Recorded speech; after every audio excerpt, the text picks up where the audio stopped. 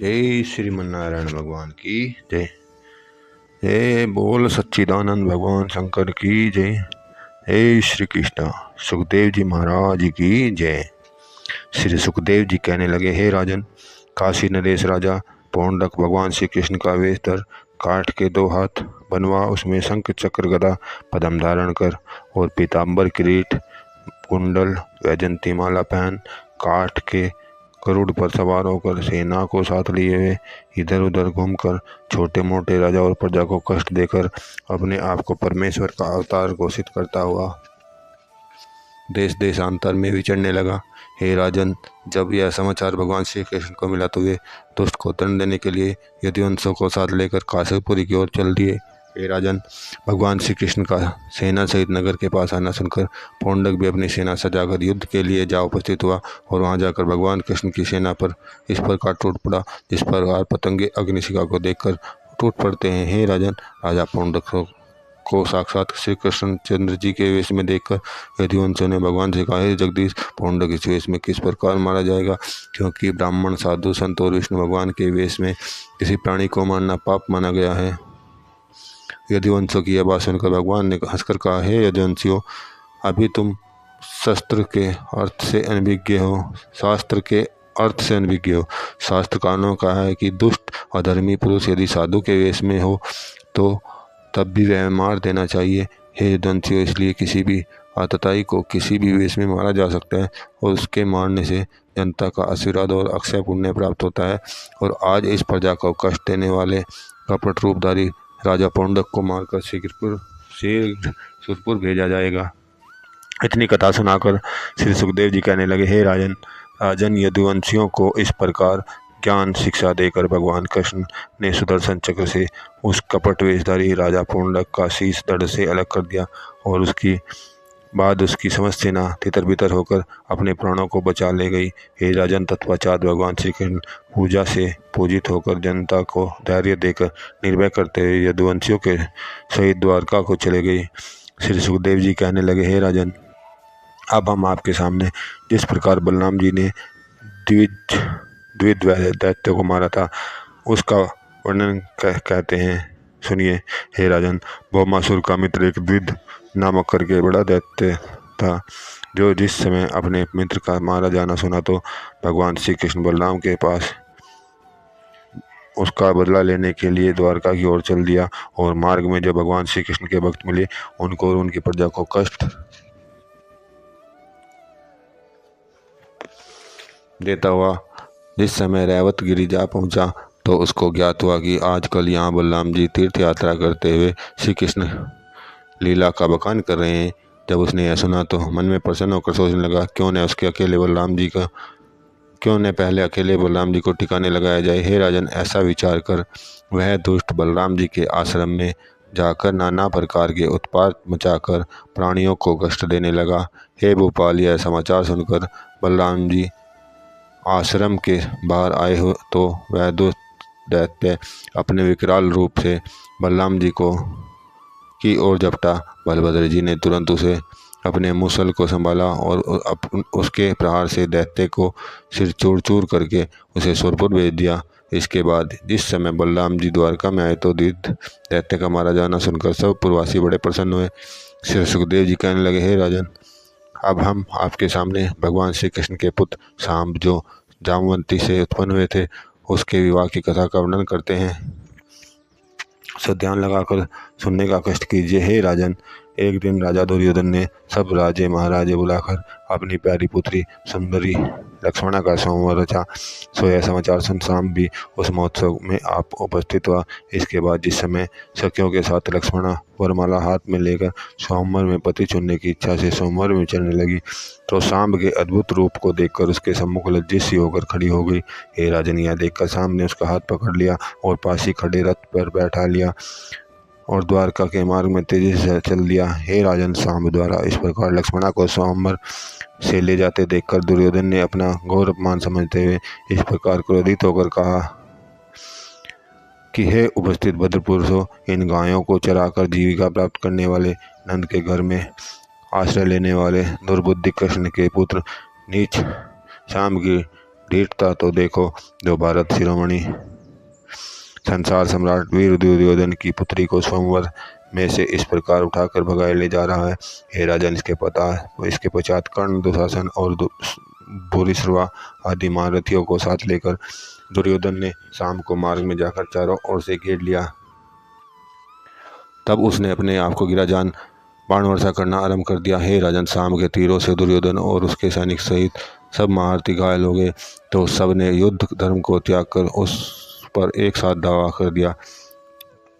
जब कर्ण ने उसके धनुष को काट गिराया तो वह तलवार लेकर रथ से नीचे उतर आया और शत्रु की सेना को हताहत करता हुआ हाथियों के झुंड में सिंह की तरह विचरने लगा। हे राजन, इसके बाद कर्ण ने उसकी तलवार को भी काट दिया तो वह दूसरा अस्त्र लेने लगा तो सबने मिलकर उसे बांध लिया और तत्पश्चात हस्तिनापुर में ले जाकर कैद कर दिया। इतनी कथा सुनाकर सुखदेव जी कहने लगे, हे राजन, जिस समय कृष्ण को यह समाचार नारद मुनि द्वारा मिला तो वे दुर्योधन को दंड देने के लिए अपनी सेना सजाने लगे। जब बलराम जी ने कहा, हे भैया, पहले मैं अकेला जाकर दुर्योधन को समझाता हूँ, यदि वह गुरु शिष्य के नाते मेरा कहना मान गया तो अच्छा है, नहीं तो कौरवों के लिए मैं अकेला ही बहुत हूँ। हे परीक्षित, ऐसा क्या है? बलभद्र जी हस्तिनापुर में गए और वहाँ साम दाम दंड भेद का आश्रय लेकर दुर्योधन को शांत किया।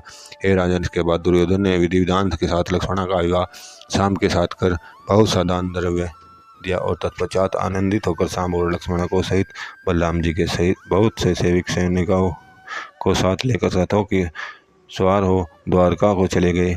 श्री सुखदेव जी कहने लगे, हे राजन, एक समय नारद मुनि घूमते हुए इंद्रलोक में इंद्र के से मिलने जा पहुँचे। वहाँ जाकर उन्होंने क्या देखा कि इंद्र की दोनों स्त्रियां आपस में लड़ झगड़ रही हैं। यह देख मुनिराज सोचने लगे कि इंद्र के घर में केवल 2 स्त्रियां होने पर ही जब यह हाल है तो भगवान कृष्ण के 16,108 स्त्रियां होने पर उनके घर का क्या हाल होता होगा। अतः द्वारका में चलकर इस बात की जांच करनी चाहिए। हे राजन, ऐसा सोचकर नारद मुनि बीना बजाते हुए हरिगुण गाते हुए द्वारका की ओर चले गए। जब वे द्वारका में आए तो यह देखकर उनके आश्चर्य का ठिकाना न रहा कि 16,108 रानियों का कोई सा भी महल भगवान कृष्ण से खाली नहीं है। अर्थात किसी के महल में वे हवन कर रहे हैं, किसी में ब्रह्मभोज कर रहे हैं और किसी में शयन कर रहे हैं तो किसी में स्नान कर रहे हैं। किंबहुना सब महलों में अपनी अपनी अलग अलग रानियों के साथ अलग अलग कार्य करते हुए भगवान कृष्ण को देखकर नारद मुनि आनंद और आश्चर्य के सागर में प्लावित हो गए। इतनी कथा सुनाकर सुखदेव जी कहने लगे, हे राजन, इस प्रकार भगवान कृष्ण के अनंत रूप और अनंत कार्य को देखकर नारद मुनि उनकी इस प्रकार स्तुति करने लगे। हे दयालु, हे जगदीश्वर, हे योगीश्वर, हे जगवत पालक, हे दीन हितकारी, आपकी अनंत माया को देखकर मेरे जैसे ज्ञानी का आश्चर्यान्वित हो जाना कोई कठिन बात नहीं है। आपकी अनंत गुण कर्म स्वभाव वाली विचित्र माया का वेद ब्रह्मा महेश शेष शारद गणेश भी नहीं जानते। हे संसारेश्वर, संसार में जितने चराचर जीव दिखाई देते हैं वे सब आपके ही प्रकाश से प्रकाशित हैं और निराकार रूप से आप ही सारे संसार में रमे हुए हैं। अतएव हे जगन्नाथ, आपको मेरा अनंत बार प्रणाम है। हे जगत पालक, आप मेरा अपराध क्षमा कर यह वरदान दीजिए कि फिर कभी आपकी माया इस प्रकार मुझे मोहित न कर सके। हे राजन, इस प्रकार प्रार्थना करते नारद मुनि जब भगवान कृष्ण के चरणों में लेट गए तो उन्होंने प्रेम से उठाकर मुनि को छाती से लगा लिया और धैर्य देते हुए कहा कि हे मुनिराज, आप मेरे परम भक्त हैं, इसलिए मैं वरदान देता हूँ कि आपको मेरी माया इस प्रकार अकारण मोहित नहीं करेगी। इसके पश्चात नारद मुनि ब्रह्मलोक को चले गए। श्री सुखदेव जी कहने लगे, हे राजन, इधर तो भगवान श्री कृष्ण द्वारका में रहकर प्रजा भक्तों को नाना प्रकार के सुख दे रहे थे और उधर जरासंध हजारों भक्तों और राजाओं को कारागार में डालकर नाना प्रकार के कष्ट दे रहा था। तब उन सब ने मिलकर एक ब्राह्मण द्वारा द्वारकापुरी में श्री कृष्ण के पास अपना संदेश देकर भेजा।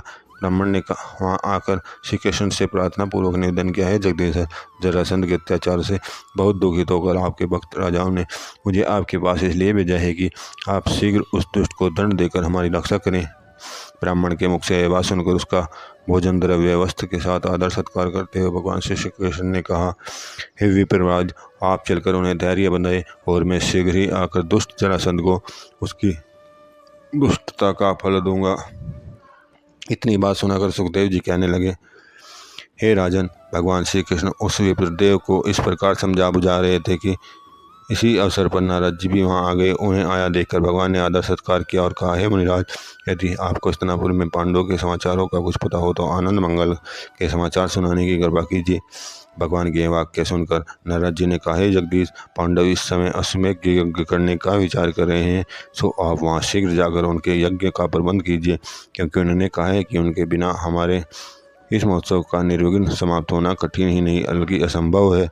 हे नारद जी के वाक्य सुनकर भगवान कृष्ण उद्धव भक्त को बुलाकर हस्तिनापुर जाने की तैयारी करने लगे।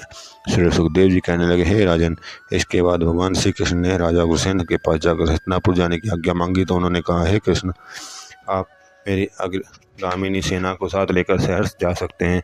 हे परीक्षित, तत्पश्चात भगवान कृष्ण यदुवंशी वीरों को साथ लेकर 8 पटानियों के साथ नाना प्रकार की सवारियों पर सवार होकर हस्तिनापुर की ओर चल दिए।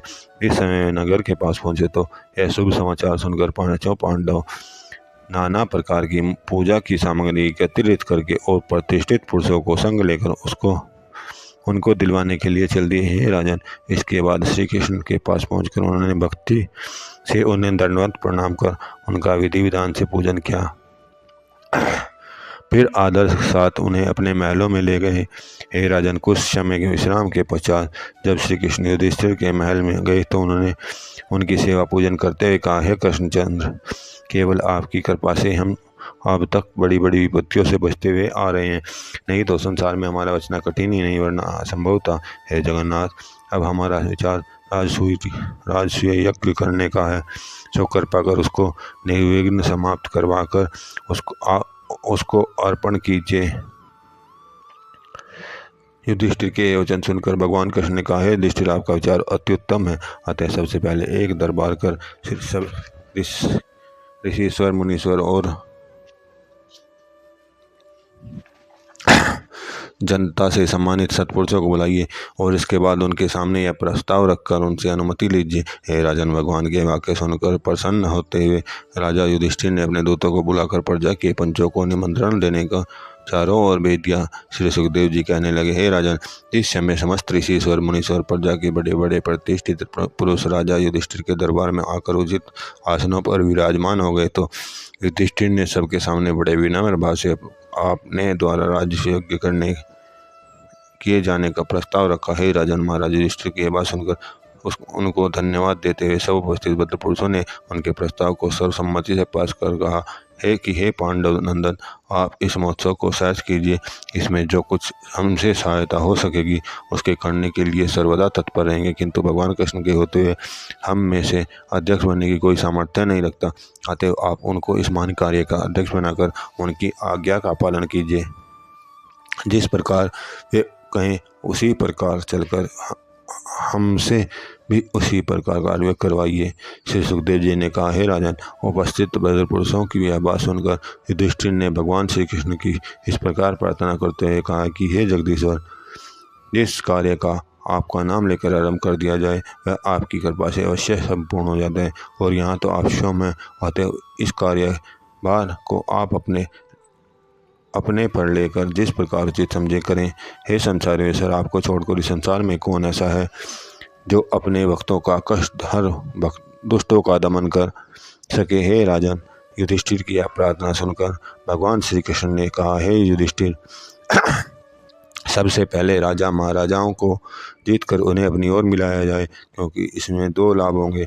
एक तो कोई भी दुष्ट राजा महोत्सव में युद्ध कर विघ्न नहीं कर सकेगा, और दूसरे उनसे अतुल धन प्राप्त होकर यज्ञ का कार्य सुचारू रूप से संपादित हो सकेगा।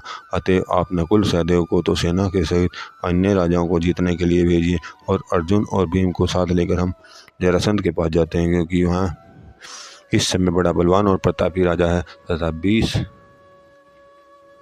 छोटे मोटे राजाओं को उसने अपने अधीन कर कैद कर रखा है। तो उसके जीत कर ही वे राजा के साथ जीते जा सकेंगे और आपको अधिक परिश्रम करने की आवश्यकता नहीं होगी, किंतु सेना लेकर उसके साथ युद्ध करना एक वज्रबहुल करना होगा। तो हम वहां जाकर कोई ऐसा यत्न करेंगे जिससे केवल वही अकेला हमसे युद्ध कर पराजित हो सके। इससे समय और धन तीनों का बचाव होगा। हे राजन, इसके बाद भगवान कृष्ण अर्जुन और भीम को साथ लेकर ब्राह्मण का वेश बना राजा जरासंध के दरबार में चले गए और स्वस्ति कहकर इस समय वे खड़े हुए। उसी समय जरासंध ने उनको दंडवत प्रणाम किया और उसके बाद उचित आदर सत्कार कर उनको उच्च सिंहासन दिया। हे राजन, तत्पश्चात जरासंध ने हाथ जोड़कर खड़े होकर कहा, हे भूदेव, कहिए आपका यहाँ आना किस प्रकार हुआ। हे द्विजेशो, आपके अतुल तेज को देखकर आप कोई बड़े तपेश्वरी मालूम हो रहे हैं। सो जिस इच्छा से आप मेरे पास आए हैं उसको शीघ्र कहने की कृपा कीजिए, जिससे आपको उचित सत्कार कर कृतार्थ हो सकूं। जरासंध की आवाज़ सुनकर भगवान कृष्ण ने कहना आरंभ किया कि हे राजन, आपका धर्मात्मा और सत्य प्रतिज्ञा नाम सुनकर हम यहाँ आपसे कुछ वस्तु मांगने के लिए आए हैं। सो यदि आप देने की प्रतिज्ञा करें तो आपसे उससे मांगने का प्रश्न किया जा सकता है। हे राजन, जिस समय वस्तु मांगी जाएगी उसका विचार करना आपको उचित नहीं है, क्योंकि जो धर्मात्मा और दानी होते हैं वे इसका बिल्कुल भी विचार नहीं किया करते। अतएव आप भी हमको हमारी इच्छा अनुसार वस्तु दान देकर अक्षय और सुख को प्राप्त कीजिए। हे राजन, भगवान के मुख से वचन सुनकर जरासंध ने कहा, हे विप्रदेव, आपकी बातों से ज्ञात होता है आपने केवल तपस्वी बल्कि वाक्पटु भी मालूम होते हैं, किंतु आपको अधिक भूमिका बांधने की आवश्यकता नहीं है। मैं प्रतिज्ञा करके कहता हूँ, मेरे पास जो वस्तु होगी उसे देने से इनकार नहीं करूँगा, किंतु पहले आप अपना वेद खोलने की कृपा करें, क्योंकि मुझे आपके ब्राह्मण होने में संदेह मालूम पड़ता है। हे राजन, जरासंध के ये वाक्य सुनकर तीनों अपनी बनावटी वेशभूषा त्याग कर कहने लगे, हे सत्यव्रत, अब आप अच्छी प्रकार से जान गए होंगे कि आपके चिर परिचित कृष्ण, भीम और अर्जुन है और आपसे गदा व मल्ल युद्ध की भिक्षा मांगने के लिए आए हैं।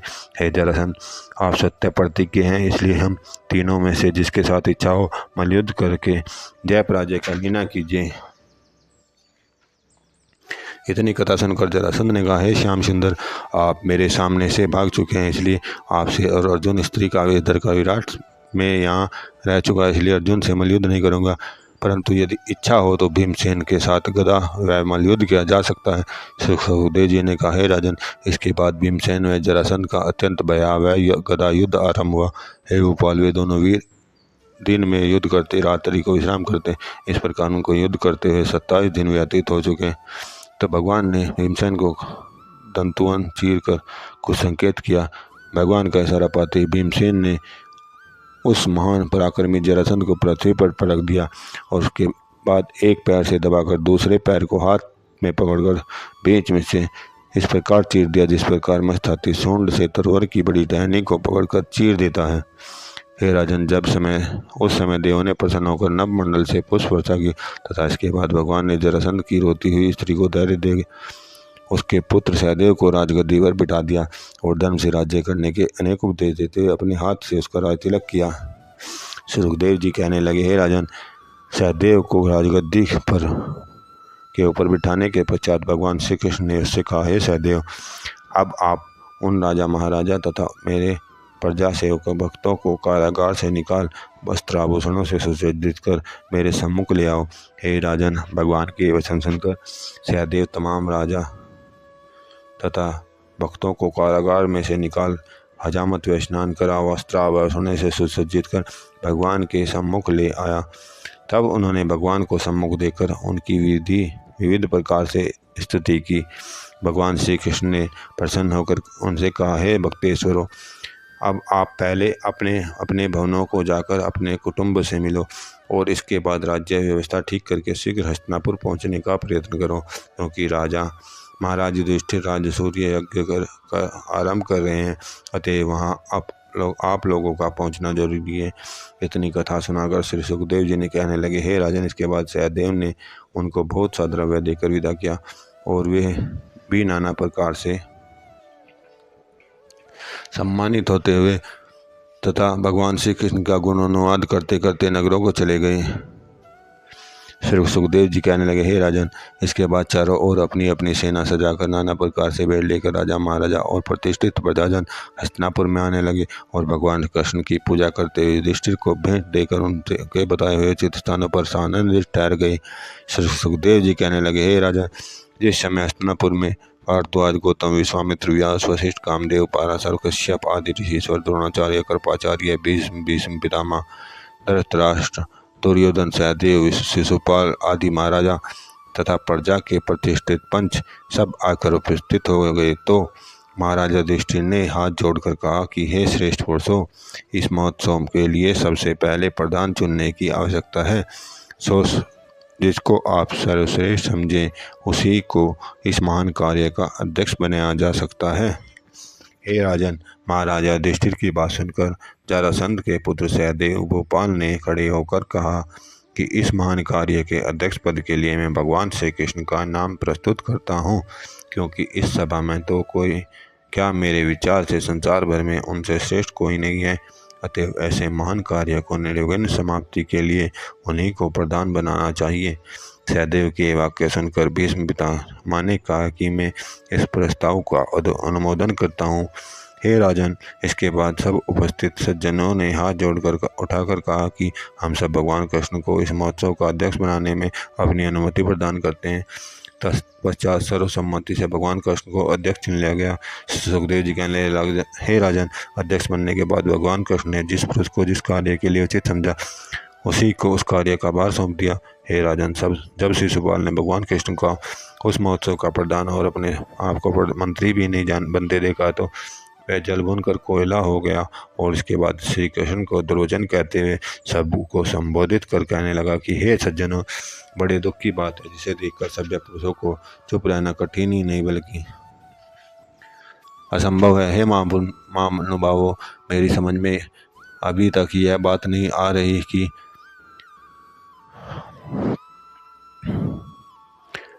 आपने क्या समझकर इन गायों को चराने वाले मूर्ख कृष्ण को राजसूय यज्ञ जैसे महान कार्य का प्रधान बनाया है। जबकि यहाँ भीष्म पितामह जैसे वेद शास्त्रों के प्रकांड विद्वान उपस्थित हैं, तब कृष्ण गोप को प्रधान बनाकर उसकी सबसे पहले पूजा करके आपने एक वज्रभूल की है। अतएव आज इस माखनचोर गंवार को शिक्षा देकर सदा के लिए चित्त को शांति प्रदान करूंगा। हे राजन, शिशुपाल के ऐसे भगवान कृष्ण के प्रति दुर्वचन सुनकर गुरु द्रोणाचार्य ने कहा, रे अधम शिशुपाल, अपनी जीवा को तो अभी ताला डाल, अन्यथा वह कंठ में से निकाल कर धरातल पर फेंक दी जाएगी। हे राजन, तब भगवान ने गुरु जी को चुप रहने का संकेत किया और आप भी तब चुप रहे जब तक शिशुपाल ने उनको पूरे 100 दुर्वचन नहीं कहे। हे राजन, इसके बाद जो ही शिशुपाल ने दुर्वचन कहते हुए भगवान कृष्ण ने पूजा की थाली का सुदर्शन चक्र बना शिशुपाल का शीश धड़ से अलग कर दिया। तब इसके शरीर से एक ज्योति निकलकर भगवान के मुख में समा गई। हे राजन, इसके बाद सब उपस्थित गणों ने भगवान की स्तुति की और देवों ने नवमंडल से जय जयकार करते हुए भगवान कृष्ण पर पुष्पों की जड़ी लगा दी। इतनी कथा सुनाकर सुखदेव जी ने कहा, हे राजा परीक्षित, इतनी कथा सुनकर सुखदेव जी से राजा परीक्षित ने पूछा, हे स्वामी, भगवान ने शिशुपाल के 100 अपराध क्यों क्षमा किए? राजा के वचन सुनकर मुनिराज ने कहा, हे राजन, सबसे बड़ी भारी बात तो यह है कि किसी को दुर्वचन कहने से दुर्वचन कहने वाले का समस्त तेज नष्ट हो जाता है। हे राजन, इसलिए भगवान ने उसको तेज नष्ट करवाकर सभी पुरुषों को उसकी निष्ठा का परिचय करा दिया।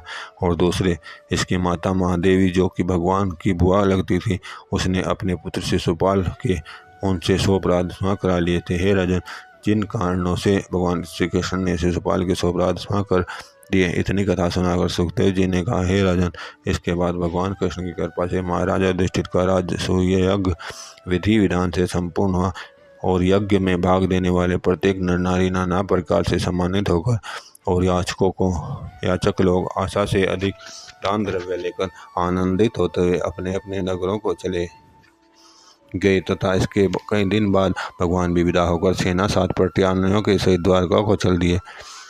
सुखदेव जी कहने लगे, हे राजन, यद्यपि महाराजा युधिष्ठिर के यहाँ सब प्रसन्न होकर गए, किंतु दुर्योधन एक ऐसा पुरुष था जो अप्रसन्न होकर गया। इतनी कथा सुनकर श्री महाराजा परीक्षित कहने लगे, हे मुनिराज, महाराजा दुर्योधन के अप्रसन्न होने का कारण बतलाइए। तब सुखदेव जी कहने लगे, हे राजा, विधि विधान से यज्ञ संपूर्ण होने के पश्चात जब अन्य आगंतुक महानुभाव अपने अपने नगरों को चले गए तो एक दिन दुर्योधन ने मैं दानवों के बनाए हुए पांडवों के महल को देखने की इच्छा कि तब युधिष्ठिर की आज्ञा से सेवकगण राजा दुर्योधन को विचित्र भवन दिखाने के लिए ले गए। हे राजन, मैदानों ने अपनी अद्भुत कारीगरी से ऐसी शिल्पकला की रचना की थी जहाँ जल में थल का और थल में जल का भ्रम हो जाता था। जिस समय राजा दुर्योधन बर्णों की विचित्रता देखता हुआ द्रौपदी के महल के पास पहुंचा तो उसने एक जगह तल को जल समझकर अपनी धोती को ऊपर समेट ली। तब था अगाड़ी जो वास्तव में एक तालाब था उसको चबूतरा समझकर शीघ्रता से चलने लगा। किंतु हे राजन, जो उसने इस तालाब में पैर रखा तो ही धड़ाम से पानी में गिर पड़ा। हे राजन, जिस समय बाहर निकला गया तो उसके तमाम कपड़े भीग कर कीचड़ में रंगे जा चुके थे। उस समय उसको छोड़कर उस दृश्य को देखने वाले सब लोग हंसकर लोटपोट हो रहे थे और द्रौपदी हंसकर भीमसेन से कह रही थी कि आप देखते हैं, अंधों के अंधे इस प्रकार हुआ करते हैं। हे राजन, द्रौपदी के बात सुनकर दुर्योधन ने जब सुनी तो वह अजल भुन कर कहने लगा, हे द्रौपदी, यह अंधे का अंधा कभी तुमसे इस बात का ऐसा बदला लेगा कि ये वाक्य और यह कष्ट जन्म भर नहीं भुलाया जा सकेगा। हे परीक्षित, इस प्रकार राजा दुर्योधन पांडवों से अप्रसन्न होता हुआ चला गया। श्री सुखदेव जी कहने लगे, हे राजन, इस समय जब भगवान श्री कृष्ण बलराम जी के सहित हस्तिनापुर गए हुए थे, शिशुपाल के संबंधी साल नामक असुर ने दैत्यों की विशाल सेना लेकर द्वारका पर आक्रमण कर दिया और द्वारकावासियों को नाना प्रकार का कष्ट देने लगा। यह समाचार सुनकर प्रद्युम्न और सांब अपनी सेना को साथ लेकर उससे जा भिड़े और दैत्य सेना का विनाश करने लगे। किंतु वह मायावी दैत्य साल किसी भी प्रकार से जीतने में नहीं आया। हे राजन, इस प्रकार उसको युद्ध करते हुए 27 दिन व्यतीत हो गए और उसके युद्ध में सब युद्धवंशी दुखित हो चुके तो भगवान अंतर्यामी ने हाल जानकर युधिष्ठिर से कहा, हे युधिष्ठिर, रात्रि में मैंने एक बुरा स्वप्न देखा जिससे ज्ञात होता है कि द्वारका में युद्धवंशियों को अवश्य किसी विपत्ति का सामना करना पड़ रहा है। अतएव आप बलराम सहित हमें शीघ्र द्वारका जाने की आज्ञा दीजिए। हे राजन, इसके बाद युधिष्ठिर से विदा होकर भगवान श्री कृष्ण बलराम सहित द्वारका पहुंचे और बलराम को द्वारकापुर की रक्षा कर नियुक्त कर आप नगर से बाहर सालों से युद्ध करने के लिए चल दिए।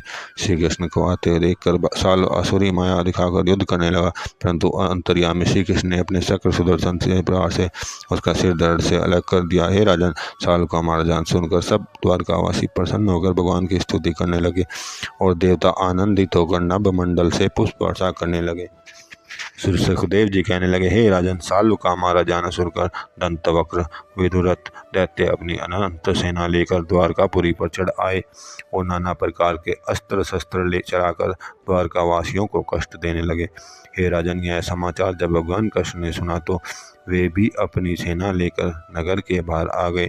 इसके बाद जब श्री कृष्ण को सम्मुख देखा तो दंतवक्र कहने लगा, हे कृष्ण, आज आपको मारकर दैत्य कुल के अनंत ऋण से शरण हो जाऊंगा।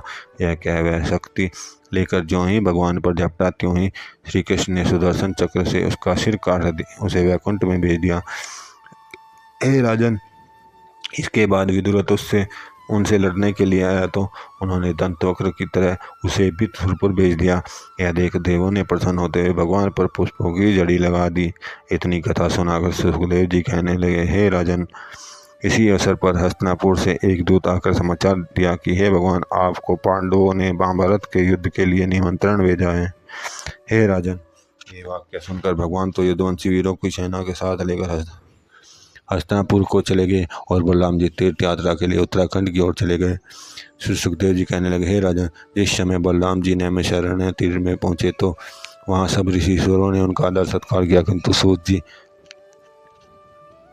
अभिमान से वहीं ज्ञास गद्दी पर बैठे रहे और उन्होंने बलराम जी को आदर सत्कार में एक शब्द भी नहीं कहा। हे राजन, इस प्रकार अपना सूत जी द्वारा निरादर होते हुए देखकर बलराम जी को क्रोध आ गया और उसके बाद उन्होंने एक कुशा का तीर छोड़ा। उस तीर से लगते सूत जी स्वर्ग सिधार गए। हे राजन, सूत जी की इस प्रकार मृत्यु देखकर कुछ देर के लिए सब उपस्थित गण अवाक रह गए और इसके बाद सब कुछ स्त्री हुआ तो श्री ऋषिश्वर कहने लगे, हे बलभद्र, यद्यपि सूत जी का कुछ अपराध था किंतु इस प्रकार आपको उनका मारना उचित नहीं था। हे बलभद्र, सूत जी को प्रथम मार करने के लिए आपने हमारी ज्ञान यज्ञ का विध्वंस किया, बल्कि अपने सिर पर एक बड़ी भारी हत्या का भार चढ़ा लिया। हे राजन, ऋषिश्वर के मुख से वचन सुनकर बलभद्र जी ने सूत जी के पुत्र को बुलाकर उसके सिर पर हाथ फेरा और वरदान दिया कि हे सूत पुत्र, परमेश्वर की कृपा से आपको बिना पढ़े ही चारों वेद और छहों शास्त्र कंठस्थ याद हो जाएंगे। हे राजन, बलभद्र जी कैसे कहते सूत पुत्र को समस्त वेद शास्त्र कंठस्थ हो गए और तत्पश्चात बलभद्र जी ने उसे व्यास गद्दी पर बिठाकर तिलक कर दिया। श्री सुखदेव जी कहने लगे, हे राजन, बलराम जी का नैमिषारण्य तीर्थ में आगमन सुनकर इलवल राक्षस का पुत्र वहां आ गया और नाना प्रकार की असही माया फैलाकर ऋषियों का यज्ञ विध्वंस करने लगा। जब मुनीश्वरों ने बचाओ बचाओ इस प्रकार कहना आरंभ किया तो बलभद्र जी ने एक ही मुसल की चोट से उसे सुरपुर भेज दिया। तब ऋषिश्वरों ने बलराम जी की बहुत बड़ाई की और देवों ने उन पर पुष्प वर्षा की। इसके कुछ दिन बाद बलभद्र जी तीर्थ यात्रा को आगे चल दिए। इतनी कथा सुनाकर सुखदेव जी कहने लगे, राजन, तीर्थ यात्रा करते हुए जिस समय बलभद्र जी कुरुक्षेत्र में तो वहाँ क्या देखा कि जंगा टूट जाने पर दुर्योधन कटे हुए वृक्ष की तरह पृथ्वी पर पड़ा हुआ है, तथा जब उसने प्रणाम किया तब बलदाव ने उसकी हालत का समाचार पूछा। हे राजन, इसके बाद दुर्योधन ने आदि से लेकर अंत तक सारे महाभारत का मुख्य विवरण बलराम जी को सुना दिया। इसे सुनकर बलभद्र जी को क्रोध हुआ। तब वे श्री कृष्ण से कहने लगे, हे श्याम सुंदर, नाभि से नीचे गदा मारना कौन से युद्ध शास्त्र में लिखा है? बलभद्र जी की आवाज़ सुनकर भगवान श्री कृष्ण ने कहा, हे भैया, लाख का भवन बनाकर उसमें अग्नि लगा सोते प्राणियों को मारने का विचार करना, प्राय स्त्री को सभा में नंगी करवाना, प्राणियों को विष देकर मारना और छल बल से किसी का राज्य छीनना कौन से धर्मशास्त्रों में लिखा है? राजन, भगवान के वाक्य सुनकर बलभद्र जी चुप हो गए और फिर उनकी इच्छा पर बल जानकर उनसे विदा हो द्वारकापुरी को चले गए। श्री सुखदेव जी कहने लगे, हे राजन, अब मैं आपके सामने सुदामा चरित्र का वर्णन करता हूँ, इसे आप ध्यान से सुनने का कष्ट करें। द्रविड़ देश में सुदामा नाम के एक विप्र रहते थे। यद्यपि वे अत्यंत निर्धन थे, किंतु संतोष के साथ परमेश्वर का भजन करते हुए जीवन व्यतीत करते थे। एक दिन उनकी स्त्री ने निर्धनता से दुखित होकर कहा, हे स्वामी, आप कई बार अपने मित्र भगवान कृष्ण की बड़ाई मेरे सामने किया करते हैं। सुनती हूँ कि वे इस समय द्वारकापुरी में रहकर अपने भक्तों को नाना प्रकार के सुख देते हुए आनंद राज्य कर रहे हैं। अतः यदि आप उनके पास जाकर अपनी दरिद्रता को दुख गाथा सुनाएं तो मुझे पूरी आशा है कि वे अपने कष्ट का निवारण अवश्य करेंगे। हे राजन, अपनी स्त्री के ये बात क्या सुनकर सुदामा ने कहा, हरि पगली, किसी के पास जाकर कुछ मांगना अपने स्वाभिमान की हत्या करना है, और जब स्वाभिमान नष्ट हो गया तो संसार का समस्त वैभव धूलि के समान है। स्वाभिमान व्यक्तियों को सुख और संपत्ति की आवश्यकता नहीं हुआ करती, बल्कि महाविपत्ति और दरिद्रता से उनका प्रेम हुआ करता है। अतः श्री कृष्ण से कुछ धन को प्राप्त करवा कर उनकी मित्रता और मेरे निर्मल मान को कुचलने की इच्छा मत करो। हे राजन, सुदामा जी की स्त्री अपने पति के वचन सुनकर अत्यंत खीन हो गई और हतोत्साह होकर नम्र भाव से बोली, हे स्वामी, यद्यपि आपका कहना सत्य है और किसी से कुछ मांगने से मान अवश्य भयभीत होकर भाग जाता है, अतः उत्तम पुरुषों को मान सदैव पास रखना चाहिए, किंतु संसार में द्रव्य को भी तुच्छ वस्तु समझना एक वज्रभूल है। आप जैसे वेद शास्त्राज्ञ इस सृष्टि को परमेश्वर की बनाई हुई कहते हैं, परंतु मेरे विचार से यदि बहुत गहरी दृष्टि से देखा जाए तो यह पैसे की बनाई हुई है। अर्थात उदाहरण के लिए भवन, बाग, महल, कुआं, तालाब के अलावा समस्त प्रकार के शस्त्र, अस्त्र, वस्त्र तथा पान आदि को जो दृष्टि में आते हैं वे सब इसी पैसे के तो बनाए हुए हैं। और पुरुष, पशु, पक्षी, पेड़, पुष्प, लता, क्या समस्त प्राणियों को पैसे ही अपनी कृपा से जीवित रखे हुए। अतः यदि आपके विचार से पैसा निराकार परमात्मा न भी माना जाए तो भी उनका साकार रूप से अवश्य मानना चाहिए, क्योंकि प्रत्यक्ष में प्रमाण की आवश्यकता नहीं हुआ करती। इसलिए स्वामी, पैसे को प्राप्त कर के अपने सुख में जीवन व्यतीत करने का प्रयत्न कीजिए। हे राजन, पत्नी की बातें सुनकर सुदामा की आंखों से अविरल आंसुओं की झड़ी लग गई और तब वह भराई हुई वाणी से कहने लगे, हे प्राण प्रिय, आपके मुख से अनोखी बात सुनकर मेरा कलेजा टुक टुक हो गया है और बोलने की शक्ति नहीं रही है। हे प्रिय, एक निर्धन किंतु स्वाभिमानी तपस्वी ब्राह्मण की पतिव्रता स्त्री होते हुए आपको पैसा जैसी एक तुच्छ वस्तु जो पाप की मूल समझी जाती है उसकी इस बड़ाई ही नहीं करते, बल्कि उस परमात्मा को आरोप देते हुए देखकर मेरे आश्चर्य और दुख का कोई ठिकाना नहीं रहा। हे पगली, यदि वास्तव में पैसा परमात्मा है तो एक और श्रेष्ठ वस्तु भी होता, तो संसार परमात्मा है तो एक और श्रेष्ठ वस्तु भी होता, तो संसार के सर्वश्रेष्ठ पुरुष उसकी अवहेलना कभी न करके धर्म और मान को न अपनाते। अतः हे प्रिय, संसार के महापुरुषों ने इसे पाप का बाप समझकर सदा दूर रहने की शिक्षा दी है।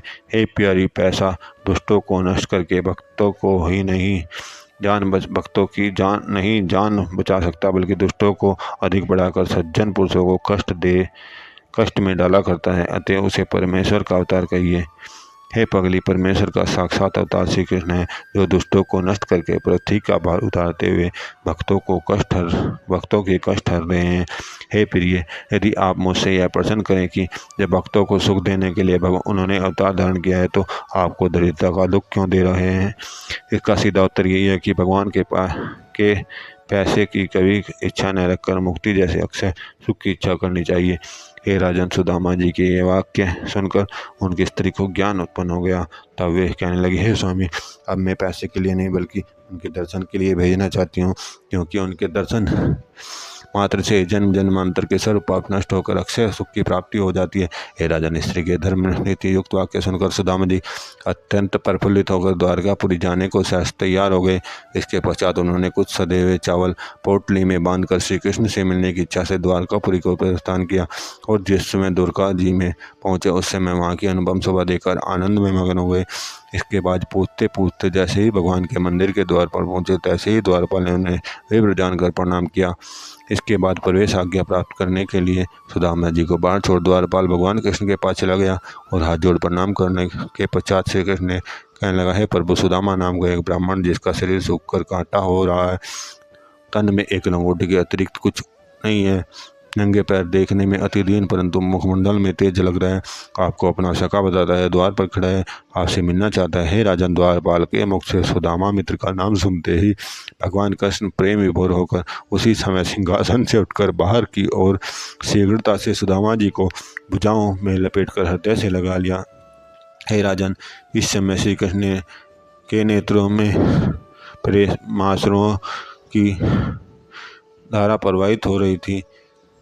श्री सुखदेव जी कहने लगे, हे राजन, भगवान कृष्ण का अपना प्रति इस प्रकार अथा प्रेम देखकर सुदामा जी संकोच में प्रेम से पलवित हो गए, और मन उनकी सहनशीलता, दयालुता, मित्रता और प्रभुता की बड़ाई करने लगे। इसके बाद भगवान कृष्ण सुदामा जी को कोली में भरे हुए महलों में चले गए, और वहां अपने हाथों से उनके चरणामृत ले उन्हें एक रत्न जड़ित दिव्य सिंहासन पर विराजमान कर दिया। इसके पश्चात श्री कृष्ण कहने लगे, हे मित्र, तुमने आज यहाँ पधार कर मेरे भवन को पावन कर दिया है, और तुम्हें देखकर मेरा हृदय गदगद हो गया है।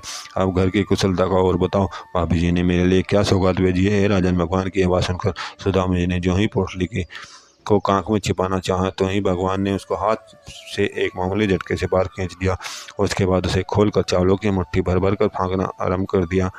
यह देखकर रुक्मिणी जी सुकुचाने लगी, कहीं इस निर्धन ब्राह्मण के प्रेम में भगवान बुद्धि तो नहीं खो बैठे हैं। हे राजन, भगवान के उन सदैव चावलों को प्रेम से खाते हुए उनके स्वाद और गुण की बड़ाई कर रहे थे।